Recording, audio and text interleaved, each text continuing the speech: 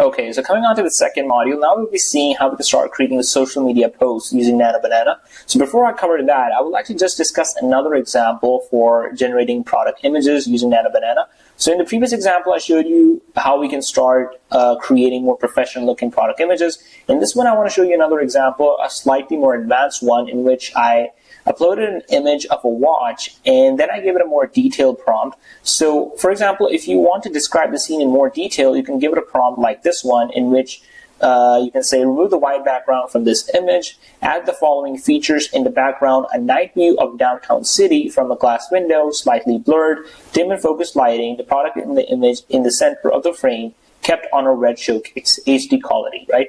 So this is a more detailed way of explaining your background. So let's say that you want to go in a more detail about the background and the scene that you want, then you can describe it in this way.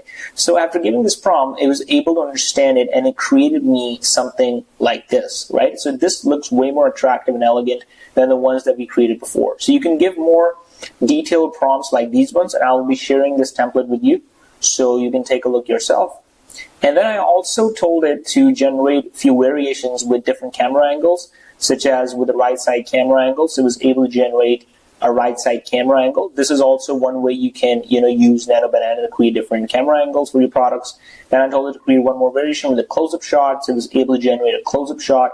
And you notice that the product's details haven't changed. It's still the same. It hasn't changed the details of the product. It's still the same product. It's just modified it based on the prompt that I've given it, right? So this is how you can also, give more details about your background, create different camera angles, different shots. And after you have, downloaded the image, one thing that you will have to work on is removing the watermark, right? This one. So the way you can remove it is that you can go to this site called dwatermark.ai, and I'll be sharing the URL, and you can simply upload your image, downloaded image from here, and after you've uploaded it, it's gonna remove the watermark, and after removing it, you can download it from here for free, right? So I'm gonna be showing you how it looks with the watermark and without the watermark. So this is how the image looks with the watermark. You can see clearly that there's a watermark here. But after removing it, this is how the image looks without the watermark. So now you can start using it with the watermark removed, right? So once we've covered that, let's go to the main part of this module, which is going to be generating social media posts. So now for the same watch that I've just shown you, I created a social media post too using Nano Banana. So basically I uploaded this image that Gemini created, right, this one, and I told it that I want you to create an Instagram/Facebook post for this watch. The product's name is Biden's Ben's watch. Add a suitable and catchy heading, subheading, and call to action. Use an elegant and luxurious text font. Make sure all the elements are aligned in the center of the post. So I'm describing what kind of post do I want, what's the product's name, what kind of heading do I want, what should be the structure of the post, and then it was able to understand this prompt, and it created me a social media post like this one, with a really good heading, timeless power, a CTA, shop now, and a subheading with Biden's Ben's watch, right? So it's able to understand this prompt, and you can also start generating social media posts with Nano Banana like this. Then I told it to remove the first subheading, this one, so it was able to remove the double headings, and it, made it look like this. Then I told it to shift the heading on the top and add the product's name as a subheading, so it was able to understand that part too.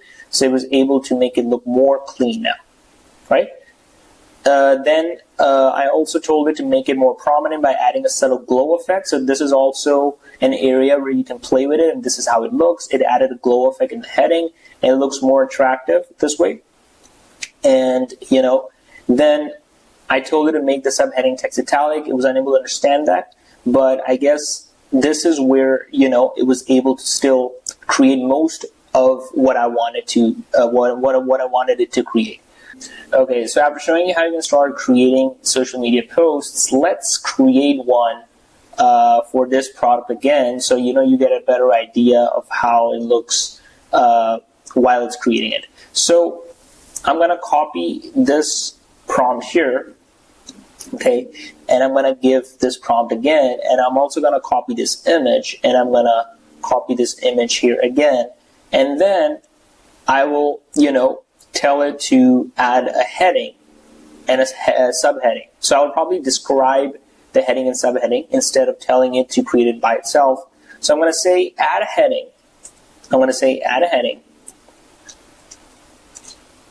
Elegant look. Or probably I'm going to say look elegant. Okay, this is going to be the heading. And the subheading is going to be an subheading Biden's watch. Okay, Biden's watches. So this is going to be the prompt, and let's see what it's able to create this time. So I'm going to create it in front of you so you get an idea of how it's able to generate it. So let's wait for a few seconds. Okay, here it is. So this time it was able to change the heading. I said, look elegant, Biden's watches, shop now. So let's say that I want this to look more prominent. Again, I can tell it to, add the glow effect or change the color of it.